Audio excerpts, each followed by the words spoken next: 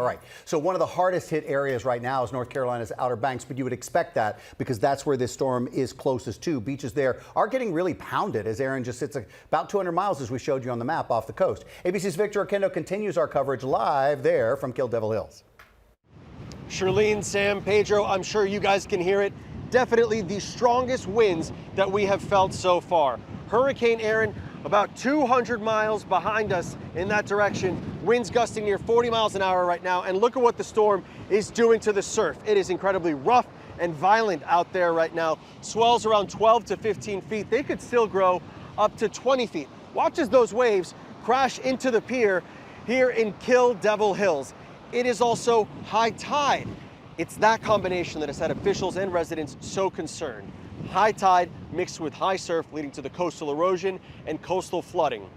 Portions of Highway 12, that is the main road that we have been talking about here in the Outer Banks that can flood during a normal storm. Portions of it have been shut down for the time being. That's something that we will be watching here all morning long as Erin impacts the Outer Banks.